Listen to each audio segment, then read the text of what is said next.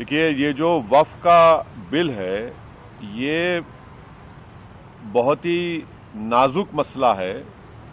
جلد بازی میں اگر سرکار یہ چاہتی ہے کہ بلڈوز کر کے جوائنٹ ورکنگ کمیٹی سے اس کو پارلیمنٹ کو لایا جائے تو اس کے بہت برے نتیجے نکلیں گے قانونی طور پر بھی اور ایک کمیونٹی پر اس کا بہت برا اثر پڑنے والا ہے.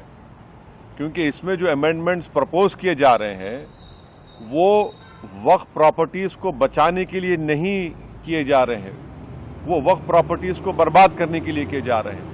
اور جیسا کہ ہمارے ابھی فاضل دوست ناصر صاحب نے کہا ہے کہ لینڈ تو اسٹیٹ لسٹ میں ہے, لینڈ کا جو مسئلہ ہے وہ تو اسٹیٹ کے تحت ہوگا.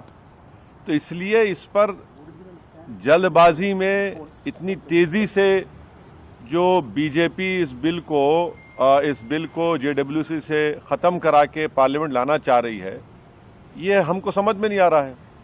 جبکہ پارلیمنٹ میں ریزولوشن پاس ہو کر موشن پاس ہوا جس میں پارلیمنٹ نے اس بات کی منظوری دی کہ بجٹ سیشن کے آخری دن تک اس کمیٹی کو یہ مینڈیٹ ملا کہ اپنی رپورٹ دے سکیں. 31 تاریخ سے پارلیمنٹ شروع ہو رہا ہے اور اس کمیٹی کے رپورٹ کو فائنلائز کرنے کا ہیپیزرڈ طریقے سے پروسیس شروع ہو گیا. آپ اندازہ لگائیے کہ ہم لوگ کلکتہ ایئرپورٹ پر بیٹھے ہوئے ہیں لکھنؤ جانے کے لیے, اور وہاں پر ہمارے کو یہ میسج آیا تھا کہ آپ کو جو کلاز بائی کلاز امینڈمنٹس دینا ہے آپ کو صرف 48 گھنٹے دیے جا رہے ہیں. آپ سوچئے کہ اگر کسی لائر کے پاس بھی ہم چلے جائیں, پریکٹسنگ لائر کے پاس, اس سے کہیں کہ 48 آورز میں آپ تیار کرو, کون تیار کرے گا؟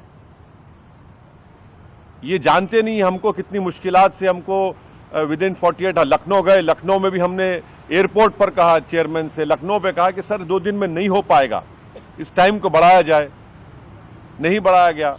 پھر ہم لوگ کسی بھی طریقے سے اپنے امینڈمنٹس بھیجائے سیکریٹریٹ کو کمیٹی کے, اور پھر ایجنڈا آیا کہ 24 اور 25 کو کلاز بائی کلاز امینڈمنٹ ہوگا.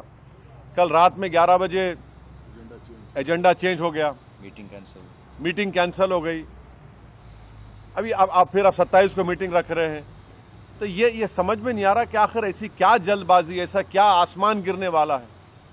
یہ بہت ہی نازک قانون ہے, نازک بل ہے. اس کے پروویژنز کے اثرات بہت فار ریچنگ ہونے والے ہیں آن دا وقف پراپرٹیز. مگر افسوس کے ساتھ ہم کو یہ کہنا پڑ رہا ہے کہ یہ جو جس طریقے سے بی جے پی کی سرکار جے ڈبلیو سی سے اس بل کو ختم